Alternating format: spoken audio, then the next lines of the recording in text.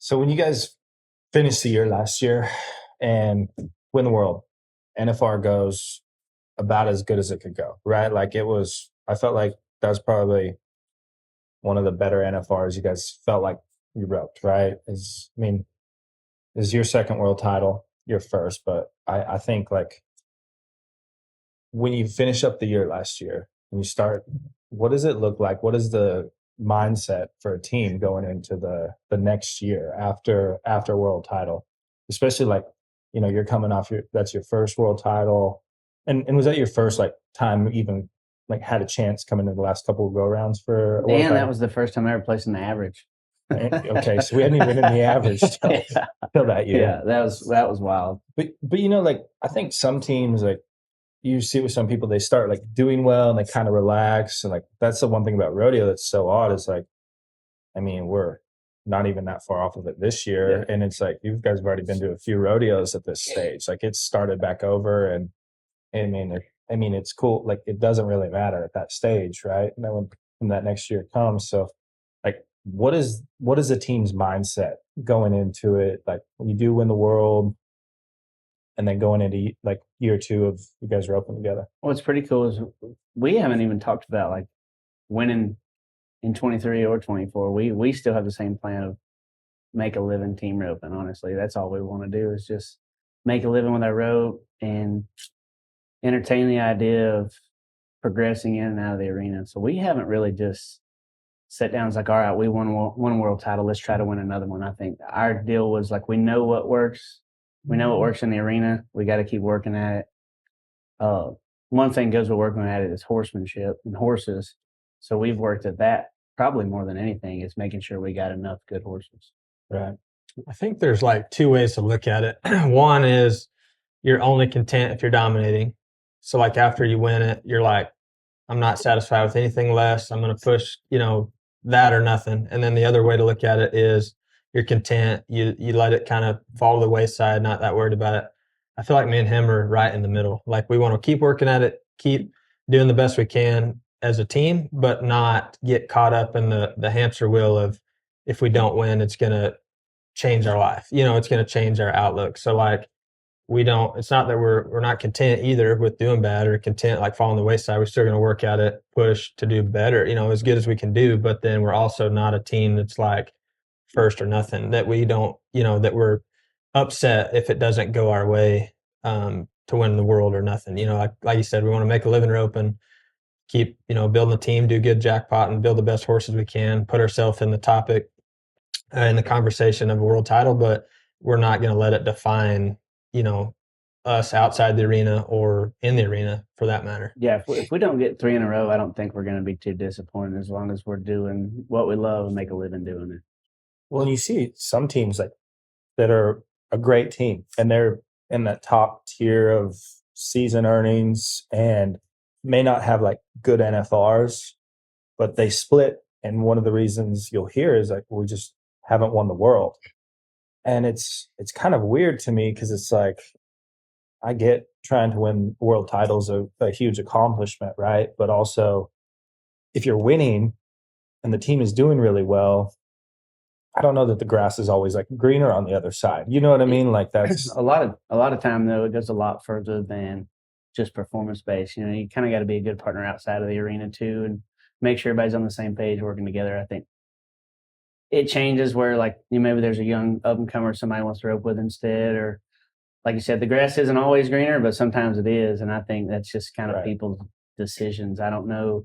I know that in my opinion, if you finish in the top 5 with a guy consistently, it's not long before you'll probably get a buckle. Before it just depends on, one steer going one way or another. The stars have to align to win a buckle anyway. So if you're giving yourself, that's like I even told him before we started roping, like my goal the whole time is like, just get in the conversation. Like it doesn't necessarily have to be, I expect it. Just be in the conversation, keep getting better and better. And then it's probably going to go your way at some point. But if you're just going in with the mindset of you're always changing, you're not satisfied. If you're not winning a buckle, you're switching it up, or you're not winning a buckle, you're doing this, then it's real easy to go backwards. right. And I think it's just a fine line there of like stars have to align, but the grass isn't always greener. on the other side either. Was there a shift for either one of you when you're younger, like having that mindset, like with being content and actually like to where it's like kind of influenced it to where it is now? Like, hey, I'm trying to just make a living roping, just be as good as I can possibly be, right? Like, was there a time where that kind of really got solidified, or has it just kind of always been that way? Man, I don't really know. I think like a guy asked me the other day, he said, "What are you going to do to win a third buckle? Are you going to work harder?" I said, "If we work any harder than this, I'm going to be done pretty soon." So Yeah. I think it's more just stay in the course. And the good part about winning it now and winning it twice, in my opinion, was like we know what we're doing works. So don't back off of doing it. Just keep doing it. And obviously you can tweak it, make it better, but don't go, "Oh, I wrote good enough. I don't need to practice this week," or, "Oh, it's fine if we just show up over here and win what we win." Like I think it all goes, together where you got to work your butt off with your horses, your roping, your partnership in and out of the arena. But like really just maintaining at this point. And I think it gives me a little more confidence to knowing that like, hey, our deal does work. The way we rope and that sort of thing, it actually does work. So just staying with it now, more so than changing it. Or Was there ever a time when you were younger where you had that mindset of like, what I'm doing like works and I don't need to keep working at it? I don't think so. I think that's one benefit I always had is I wasn't oblivious to what I sucked at. And so like I knew for a long time I didn't jackpot very good. So like I literally I never even went fast. I just focused on jackpotting and trying to get it better. I think there's a lot of guys who are like, "Oh, that's not my style," or, "Oh, that's not the way I do it." And I can just look at them and tell them that there's a lot they need to fix. You know what I mean? Like Yeah. whether it's they can't reach or they only reach or whatever it is. It's one benefit I thought I always had is I never thought I was good enough to just be content. It was always like, and I still have stuff to work on. I'm still asking questions and all that. People look at us funny now when I ask them questions because they're like, "Well, you should know them." Well, I don't. So, Right. but I think that's really. I still don't think I'm done learning, obviously by any means, but like I know the course we're on and some things we do that does work. So just critiquing them and making them a little bit better without changing everything you've ever done too. What about for you? I think that's the most, I would say, fun part of it is like, yes, there is a false idea in your head when you're young that you'll have it all figured out one day, but that's definitely not the case. Like it's harder every year. I mean, the competition gets harder and all that, but like he said, we have learned that what we do works. So there's no need to reinvent the wheel, but we also there's no way that you're going to put in less and assume to get the same result because you're barely winning it anyway. You're barely where you're at anyway. There's that many guys knocking on your door That's and the best have way to knocked on put your it. door. So like they're already there. So Yeah. you're not going to go put in less work and get the same results or more. There's just no way around it. So you have to keep putting in the effort, figure out. A lot of people don't want to focus on, they don't want to work at their weaknesses because that's not the most important. That's not the most fun thing to work at. Like nobody wants to address your, like he said, they're good at doing this, but I don't like jackpot. I don't like that. It's not, I'm a rodeo guy. And well, if you learn how to jackpot, you could get better at rodeoing, but nobody wants to hit it head on and say, this is my weakness.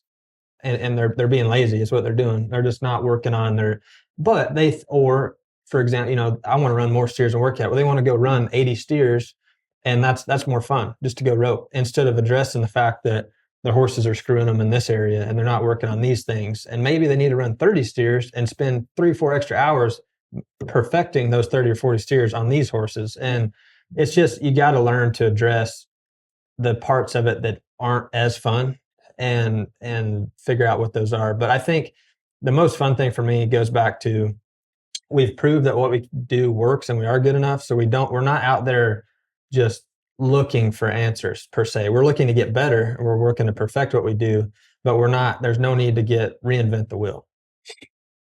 Yeah, like knowing you're good enough. It is kind of different because you got a world title a little bit. Was it what year? 2019. 19. Hey, never forget that first one he got without me there.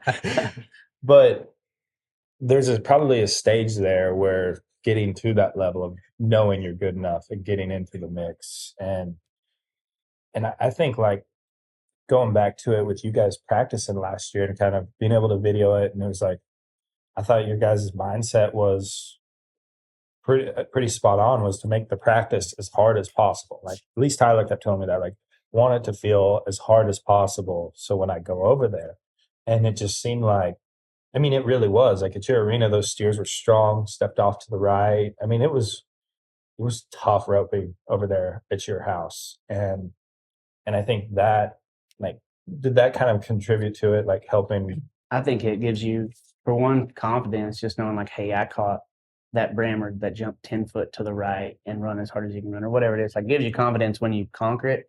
I tell kids that all the time, like, give yourself a scenario practicing all the time. I don't care what it is. If it's, all right, I'm going to rope him on the second swing heading and the heeler needs to heel him on the third jump, and let's be 8 flat. And I'm going to see full shoulder to the end of the gate or whatever. Like, you execute every little detail. That way, when you get there, you can execute it that way. Like, we do it enough times repeatedly that it makes it easier. And I think that, one thing is special with me and him, I feel like, that I've never had with anybody else, is like, we talk about a run and then we can nail it a lot more often than anyone else I rode with. Like, we'll say, hey, let's go be 5-5 right here. And I'll be like, I'm going to get a little bit closer, go out the front, and you go around him, and like, we've done it quite a bit that way. Or we draw a slow one somewhere that comes left, and we literally have that plan for that steer. And it feels like we can do it more times, maybe because we've practiced it more. But like, if you can do it practicing, it's easier to go into competition that way. Like, if you were going to take a number 8 World Series team, don't practice however and then head to Vegas hoping for this miracle of catching 4 and 40 flat. I would say, like, let's go make 4 10-second runs. Now, you can pick the best 4 steers you want or whatever it takes, but like, do it practice enough that you execute it. And then when you get there, it's not a surprise when you want it. You know what I mean? So I think practicing that way. You'd be surprised at how many times too, like, even at our level, like, if say we're going in not a slump, but like, say it doesn't feel as good, like we're wanting to focus more on jackpot, and we go and we're like, all right, jackpot next Tuesday, we're going to make we're simulating it right now, practicing 5 runs. We're going to be 33 on 5. It's not that easy. Like, it's not that easy. It's not like, it's intimidating because it's like one little thing goes right. I mean, we make 2 good runs. Our third one slips on his hind end, get a leg when he comes up. Well, we got to start all the way over. Like, it's you got to be able to conquer the little things and put some emphasis on those, tasks you're trying to work on to give yourself. We did the same thing practicing for the finals. We said, all right, all 10 steers. Well, I might have missed the first 4. Well, guess what? We're in round 5 and we haven't placed yet. Like, we stuck that out and finished. All right, well, we caught 2 of those, so we finished the year with 40,000 at the finals one, or whatever the case may be. Like, play the whole scenario out, and then what are you going to do when that happens? And this year was probably the perfect example. We won the first 2 rounds, kind of like we had practice, and then I missed 2. Okay, we're out of the average. Let's see if we can pull it off with day monies or whatever it is. So we speed up a little bit or change it, or like, put yourself in that scenario practicing. Then when you're in, it doesn't bother you. One thing him and I did too was, like, you get 3 steers and you switch horses no matter what. Like, a lot of times we'd go, he could miss the first one, I missed the second 2, you got to switch horses. Like, you got to go give yourself, like, stay focused on each one. That way you're not just back in there running 20 in a row, like, oh, we get another one, oh, we get another. Like, no, it doesn't matter what just happened. The steer could have messed up and the guy popped the gate, you got a bad goat. Like, you got to go switch horses. And getting in the rhythm's easy when you know what I mean? Yeah, when you're just roping. So, like, we had to run our 3, make a game plan, and then switch no matter what. Go get the other horse ready, get him around, and then go rope. And then we might get on that same horse 2 or 3 different times, but you had to switch no matter what. Yeah, putting yourself in that scenario where when you have to swap it, it just held us a little more accountable on those steers. Wesley came up with that idea. I thought it was a great idea, so we stuck with it. And even if I didn't have enough horse to do it, and he did, we would take a break and regroup and swap ropes and change it up, because we run 1 steer every 24 hours. And nowadays, all the ropings are so big. World Series, 500 teams. You might rope at 8 a.m. and then the finals is at 1:30. Well, your horse is now refreshed, and the temperature changed, and your rope feels different. All the scenarios change, so like adapting to that. Well, when you make a mistake too, there's nothing more you want to do than run back in the box and correct. So, like, you can spin your wheels one way or the other, or it's going good and you want to get in a rhythm, but it, like, literally makes you reset every time to where you're like, I gotta go take 15 minutes before I can run the next steer, which that's not a lot, but it still makes you, it kind of holds you accountable to like keeping you focused. And just like he said, anything can happen out there, and it's a whole 24 hours before you run your next steer. So you got to figure out how to get out through your whole day of your obligations and then get back mentally prepared to run your next one like it's the first steer. Well, and think about that too, like two in a row, but both came down to one steer. So throughout the whole year, it really comes down to one steer. And I could be wrong on this, but I think the first steer you ran at the finals last year was that one that was real strong and kind of split the gate, and you had to kind of just go down and catch him. Yeah. And then this year it goes the exact opposite way, like day money, hot start right there. And it's like one finals is completely different than the other. Yeah. But it still just comes down to one steer at the end. And so like knowing that, like getting it down where you can execute and have the different scenarios, you know, I think that's I bet it would shock you, like if you wrote down 10 steers throughout the year, like your 10 highlighted steers of the difference in winning the world, making the finals, not making the finals. And I think it literally comes down to keeping it that simple. I mean, it's 80 rodeos you go to, and a lot of 2 headers, a lot of 2 and a short goes. Some are semifinals based. So like there's some rodeos you get 5 steers. So like you're running a lot of steers. He wrote it down like 160 something steers. 136, 23, and 126. So like 130 steers. Well, 10 steers of those 130 are dictating possibly obviously one steer might dictate winning the world, but the 10 steers might dictate you not making the NFR or where you even fall in the year. So like being able to capitalize on those certain key scenarios is so crucial. And like, that's what him and I, like last year, it was literally clean run in the 10th round. And that did it. This year it was, we drew a good steer, but step on the gas and make a dang sharp run. And either one of those, like we dropped the ball last year or dropped the ball this year, that's 0. I mean, 2 world titles out the window. So it all comes down to capitalizing on the different situations. And I think all that comes down to is preparation and control of the run in general. I think that's what I was most proud of, is we did it with winning third in the average and catching, and we did it with day monies, and just shows like how hard we've practiced to adapt and overcome each scenario, whether it's going real fast or just catching. What is the mindset? What does it feel like after you've won the first 2 go rounds? And it's like, I got people calling me and being like, they got it. And I'm like, so this is a long week, guys. Like, there's so much money up, but like literally like people that know you pretty well are like, they got one.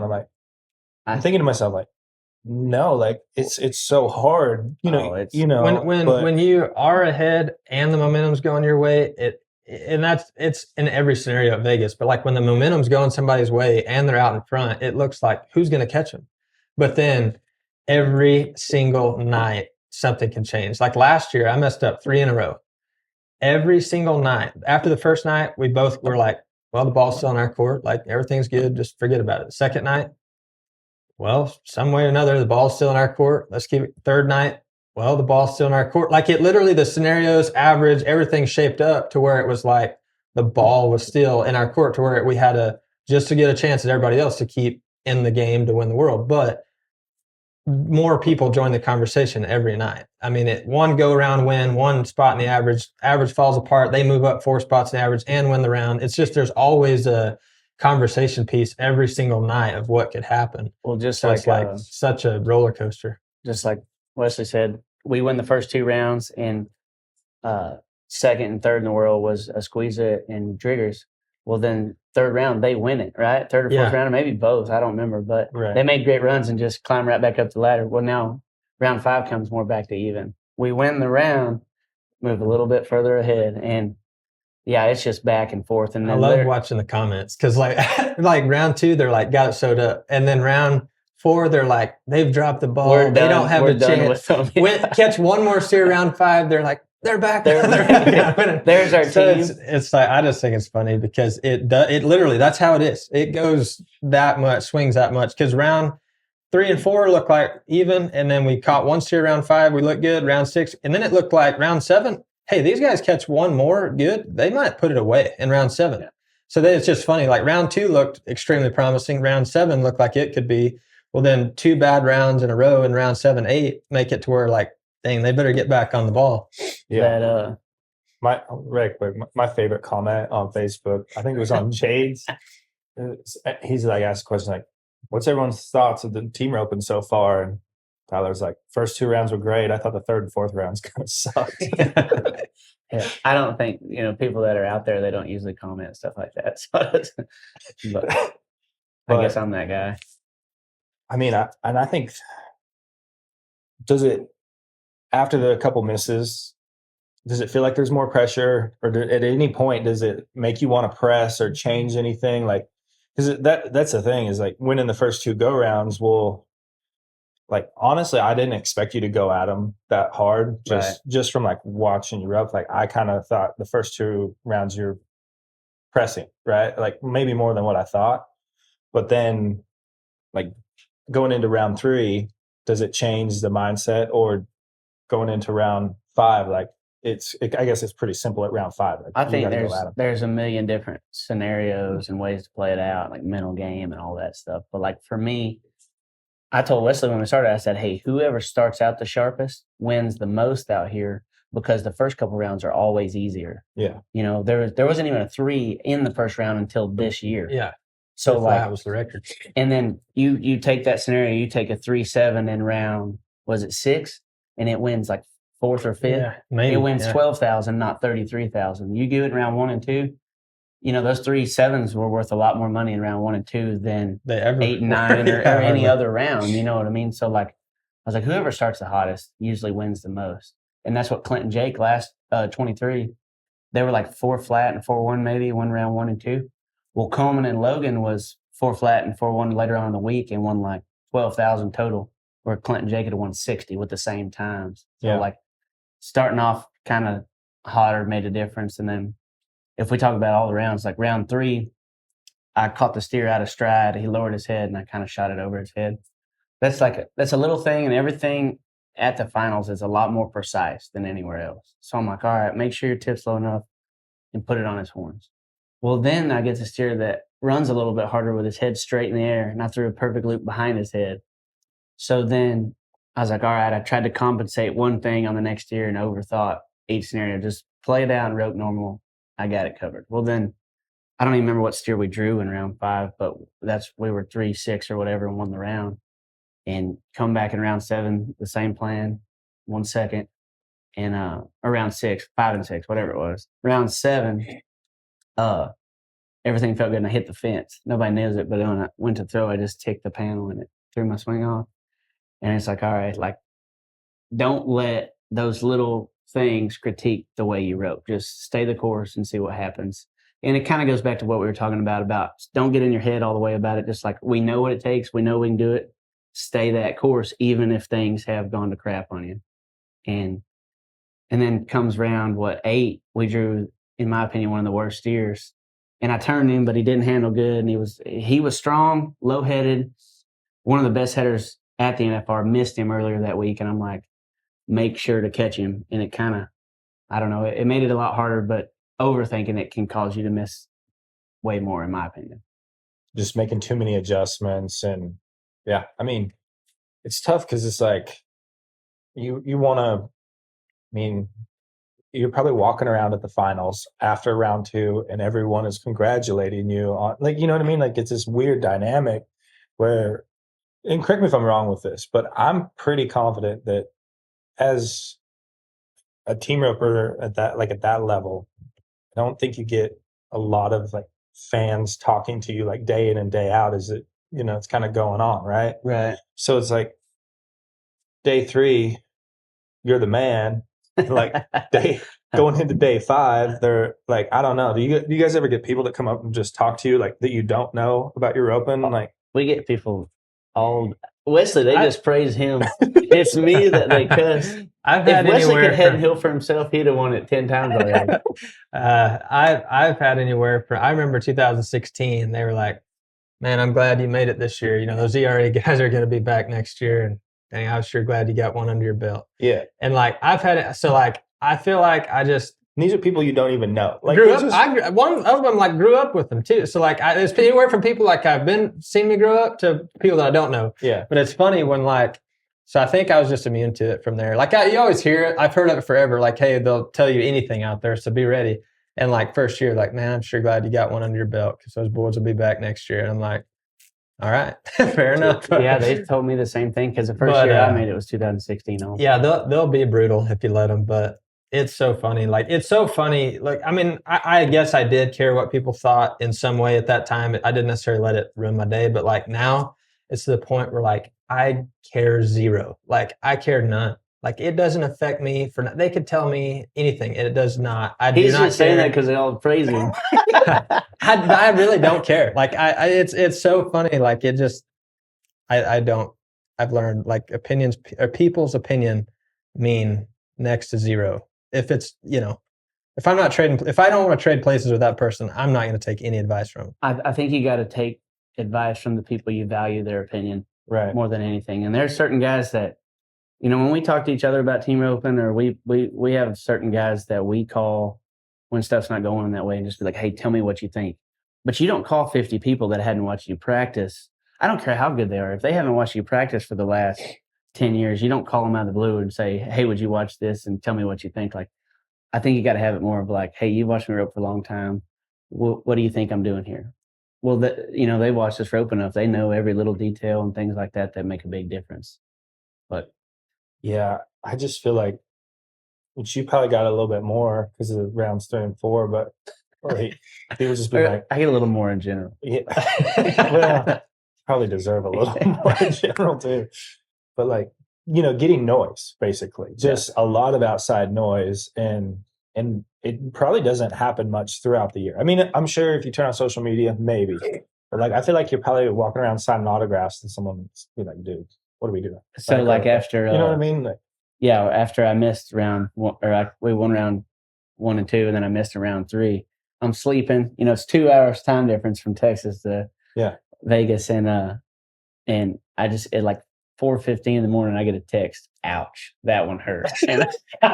And my wife she's mad. She wants to like, you call him out. I'm like, it's all right. And before you know it, I'll get another text. Dang, tough night. Like, yeah, had no idea. And it's Sure kind of was. funny that I think on TV too, they make it a bigger deal than it feels like in the back. In the back of the we warm our horse up the same. We check the draw the same. Like, we know there's a lot on the line, but like the commentators and all them, there's a lot more build up to it than we feel, in my opinion. No one cared when we missed at Mesquite. You know what I mean? Yeah. I mean, like, nobody called or said anything. They didn't even know it happened, but no one, they all tune in, Ouch. I don't, I still get nervous, but I don't let it affect my performance like it used to. That's for sure. Yeah, I mean, and I think that nerves are fine, right? Just managing them is got to be a thing. But like, even like the video with Colin that Team Roping Journal posted, and you're like, either this is going in the trash or on the mantle. This rope's going on it. Like, I feel like humor, you know what I mean, and just being like, it's a good way to not make it into more than what it is, right? I think we're all different, like the way we take pressure, you know what I mean? Right. But like everybody out there, they know it's ours to win for the most part, and they're walking around tiptoeing around us thinking I'm going to be different. I'm like, hey man, you know where this rope's headed? The mantle or the trash can, depends on how it goes tonight. And I don't know, it just kind of takes it a little bit of the pressure off for me. But Wesley's different. You'll see him out there by himself walking circles. Yeah. And when my man's getting the circles in, he ain't gonna miss. I've seen him do it too long.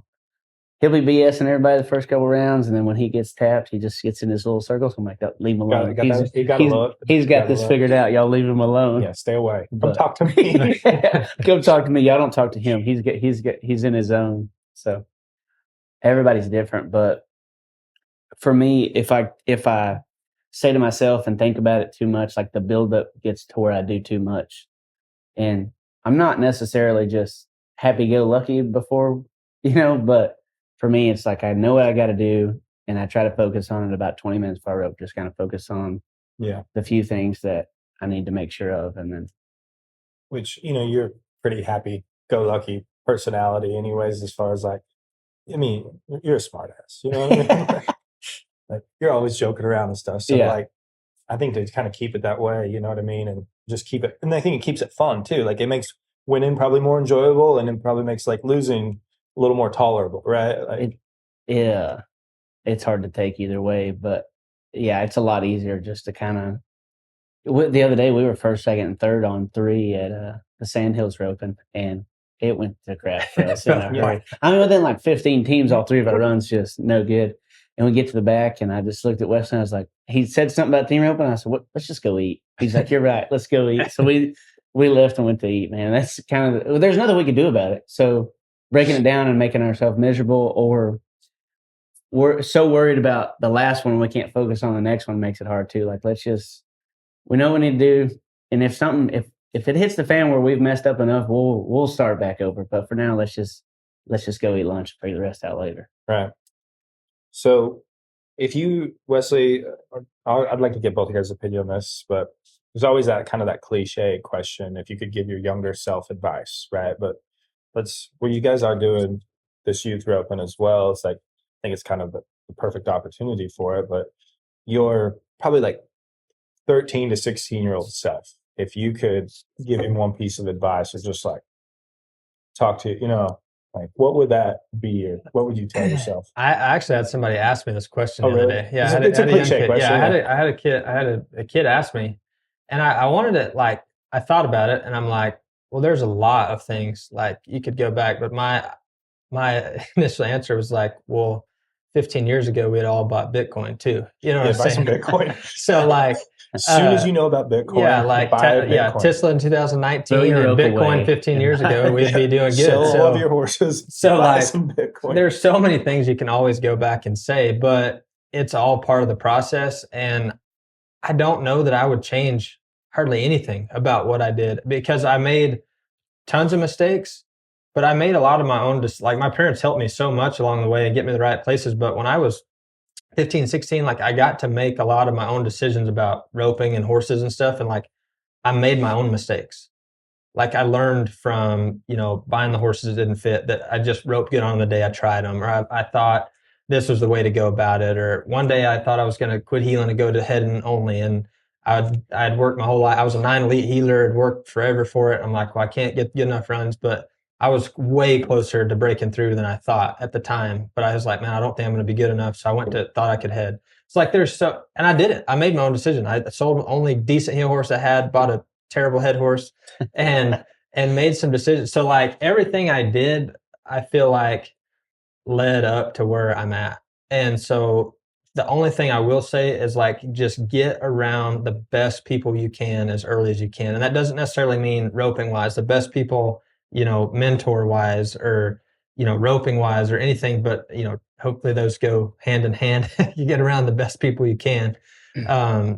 Just because, and surround yourself with people that you want to be like one day. I mean, because it when they say, I mean, it's cliche, but you become the, average of the top 5 people you spend your most time with. And that's super important, whether it's business, roping, life in general. And I would say I had a lot of that. Like I was around good people. Like the people I amateur rodeoed with were, 30-year-old guys at the time that roped pretty good, that roped with me, but then they all gone on to be very successful in business and the rest of their life. And like, they don't rope as much anymore, but I got to be around those guys and learn with them, be around them. And like, they were the ones I was spending my time with. I was hauling around with them, and in high school, getting to go, amateur rodeo and circuit rodeo when I got old enough. And so like, I just feel like that played such a part in my role. Like, yes, I made tons of mistakes, but I just don't think that's all part of it. It's part of, you've got to learn from your own mistakes to a certain degree, but get around the best people you can. And yes, there's ways, but if you get around the right people, they help you save mistakes down the road. So it goes hand in hand. Give it the best people you can, but learn from your own mistakes and make decisions. Like, go make decisions, make mistakes. Don't be afraid to fail. Don't be afraid to go, this, or, oh, I want to set my kid up where he doesn't fail. That's horrible. Like, that's the worst thing you can do. I hate hearing that. Like, let them make their own mistakes within reason. That goes bad. Let them make their own mistakes. Yeah. Let them make decisions. Let them learn and go, go on with it, and see how far you can take it. That's a pretty good answer. What about for you? Walt Woodard asked me the other day, he said, what clicked for you? He's like, I watched you rope a long time. What clicked? And I don't know if anything just clicked. And I don't think the best guys know any secrets as far as like, I think experience trumps dang near anything.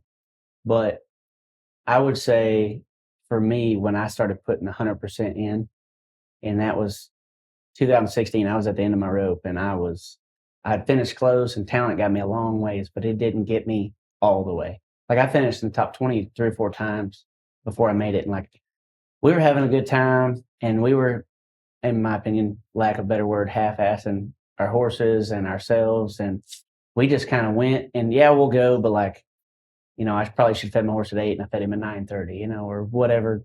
I'm not going to say I was 100%. So when I decided I'm going to give it 100% and I don't care what happens, I will not quit doing it. I think that was the stepping stone for me because I had like 10,001 after the 4th of July. I wasn't supposed to make the NFR. And then we made the NFR that year. And I think and going back to look at the NFR tapes from 2016, I'm not half the header that I was today. And I don't know how many guys at 32 years old are getting better each year. Most of them, I see these guys make the NFR and kick butt when they were 20. And like, I was not ready to make the NFR and do that when I was 20. So like Wesley said, learn from your own mistakes. I made so many mistakes that maybe I should have learned some from other people because I learned them all myself. And it was a hell of a roller coaster for a while. But as far as like doing both, like I think for me that was where when I went 100% in, that's when I just kept progressing. Right. Well, as you guys have put together this youth open, I think this is what I was hoping to kind of get out of this is we've created an environment where 18 and under, 19 and under, yeah. 19 and under, they can come out and they get a lot of runs and they get a rope with guys that are roping for a living. And I think the big thing that's really can come out of this is someone from like Idaho, for example, could come here and get exposed to a lot. But I think there's also like a mentality if you come into it the right way. I think the networking side of roping is huge. And just meeting people, being able to learn like mentors, like we're saying. So like let's touch on this. If like, hey, if you could give advice for someone coming to your roping, like your younger self, maybe what you could have got more out of with the World Junior Finals when it was going on, like how to max this event out for someone, like how to start using this as a big stepping stone to pursue whatever it is they want out of their lives. But I think it's a really unique situation to be exposed where you get the roping with them or you're sitting next to, your favorite ropers watching the score or whatever it is, like you're in that environment and it's not something that happens that much for, someone that age. No. Right. So if you could give advice to that, like how to start, like how to get the most out of the event itself. First off, I would say if you have a kid that team ropes, do not let him miss this event because not just because we're producing it for that reason that they need to find out where they're at in their roping and their peers and see how good they are. If you want them to progress at all, bring them. And we've set up formats where there's numbered ropings, 14 under roping. If they are 19 and under with no cap, it's a slide format. So they're going to get seconds added or off. And we have a draw-in option in every roping. So you can be from Washington. All you need is bring your rope and your horse, and you're going to get runs and you're going to get to rope. And what an opportunity for a kid that hadn't seen anyone to not only get to rope with his peers, but to get a chance to rope with Wesley, Junior Noguera, and all the other pros that come to the event. And then I'll let Wesley tell them about the endorsee side of it. But all we want to do is create huge opportunity for these kids and maybe even an eye-opener to see where they're at. But the endorsee part might be one of the biggest parts of the event. So right quick, the opportunities, like if you're yourself, like if you're giving yourself advice, like your younger self advice to come to this event, what are those opportunities you would say? Used to when I went to the Junior World, so you got to show up and you got to see kids from all the way across the other coast to your, Tyler Magnus's and get pros that were who you looked up to at the time, and you get to build those relationships. Like I would have never met Doug, like I knew Doug Rich at a young age because he's from Illinois, but he always came every year. And like you got to see how good he was roping. Like the next year he came back, he was better than you. Then you came back, you were better than him. So you got to kind of see guys, Brady Norman was 2 years younger and way better than me at that time. So, I mean, that was intimidating, but at the same time, it was motivating. But you get to see where you're at, compare your skills, but then there's also, like he said, categories for your classification as well. There's a number 10, there'll be a pro-am for the kids. There's a slide on the 19 and under, slide on the warm up to where you get seconds off. The 14 and under is handicapped. So it's set up to where you fit in to where you fit in, but you also get to see the other kids and where they're at and meet kids that you create relationships with forever, along with the pros who you might get a foot in the door with, or you might get to learn more about them, or they might need some help one day and you can trade out. Or there's a lot of opportunities to meet those guys and be around them and, who they look up to and actually get to interact with them. But then also on the endorsement side, it's a good way to meet these companies at a younger age, get in front of them. And that goes back to the networking, like you talked about. It's all about creating the relationships at a younger age, getting your foot in the door and being able to build that relationship over time and be able to get some discounts to products and be on these teams and to have a shot to be a part of that to where you grow your personal brand as you grow throughout your different stages of your career. Whether you're wanting to take it to a professional level or whether you're just wanting to do it at a recreational level one day, but you still get to get your foot in the door and create these relationships from the other kids your age, the other pros that you look up to the brands that you want to represent and endorse. And so it's just a good fit all the way around, but it gets these companies a chance at some of the young superstars too at a young age to where they build that loyalty in their brand. Right. And then all the kids always ask, how do we get sponsors? How do we get sponsors? Well, we've built the best way we know how is to get you in contact with them, and you'll get a discount on products better than everybody else will. And as many things as you can do to build that relationship with that potential sponsor. And as you grow, your endorsee deal is probably going to grow as well. And the better you perform, the better deal you're going to get. And if you're starting at 14, when you turn 18 and decide to go pro, you've already had a 4-year relationship with that guy. And I feel like it can grow a lot easier than just trying to step your foot in the door as soon as you start at 18, not knowing anything about them. And if you'll help the sponsors promote, sell, and endorse their product, I think there's a better chance those kids are going to grow. So all we are is the middleman to help those kids grow. Right. And to build those relationships. Well, and so one other thing about this is like that stepping stone and being able to compare yourself. And I think at least from like my personal experience being younger is when you tie like your ego into it and your parents even maybe wanting to protect you a little bit, like let's touch on that as far as like, how does it look for someone that one, you kind of need to know, but like the mindset of, well, maybe I don't rope good enough, or I'm going to be way behind, or like all of those like fears that you might have, so what are going to be some of the benefits you think as far as like what you guys got out of it when you were kids and like starting to understand like the side of being competitive, but like it's probably intimidating too for someone that hasn't been exposed to that as much. To like, there's ages on it. So then there's a 14 under and a 19 under. So like when that kid's 15, he's going to be at the bottom of one. And, he would have been at the top of the other one. The 11-year-old's going to have heck in the 14 under. But they're all stepping stones. My dad never weakened on taking me when I didn't have a prayer of winning. He just looked at it as almost an investment, and but no chance in the world of us missing it. I went to that junior open, just like the one we're having, from the time I was 8 to 18. So like, I got my butt kicked for a long time before I was at the top of the 14 under. And when I got to the top of 14 under, I won it. And then I got my butt kicked a couple more years. Then when I got to the, junior, senior year, we started winning again. So what was that like when you were losing? And then what did it feel like when you won the 14? Like what was the...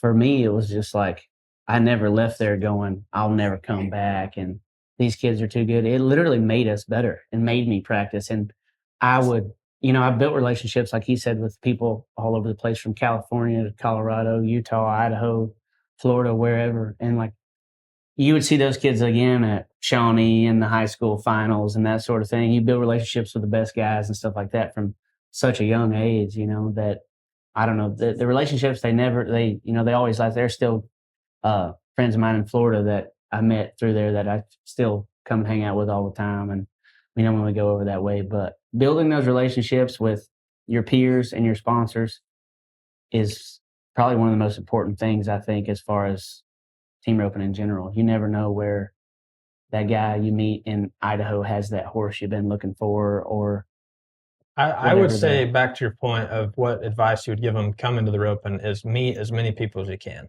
Reach out, introduce yourself, meet as many people as you can, learn about where they are, what they do, and you never know where it could lead. I mean, it could friendship, relationship. I think that's very important.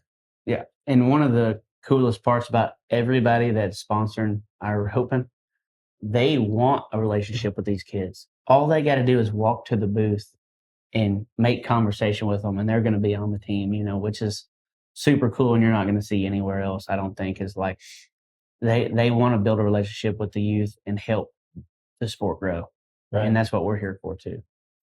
Well, and it's cool too, because you guys are really available there. You guys obviously rope a lot in the mixed ropings and stuff with them, but like getting advice, like even starting out with you guys, like I think that's one thing, is just understanding like how to get the most out of it for someone that it wants to rope for a living or like know what it's like. I feel like you guys are going to be right there willing to give any advice and make any connections for them. And it even if it's something where that's the only time they get to see you for a few years, for Right. 13, 14-year-old kid, it's like to kind of grow through that. I think it's a huge opportunity, and it's just more or less the mindset going into it. It's just, this is just a little different than like a normal rope. You know what I mean? I feel like you can create a lot more opportunity for yourself out of it. And it's just how to do that and how to kind of navigate that time. So I think that's one of the things that's so cool about that, right?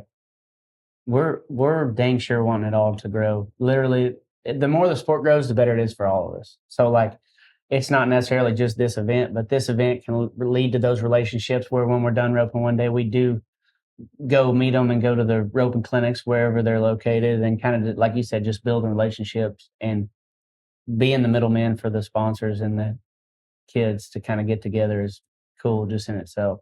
Right. Anything else we want to add before we got dates? You guys got the dates? March 21st to the 23rd. It'll be Friday, Saturday, Sunday. We did add breakaway this year. Gonna have a breakaway, open, 19 under, 15 under. Yep. And we're going to have, a number 10. We're adding that this year. It'll be a 10 handicap, 19 and under.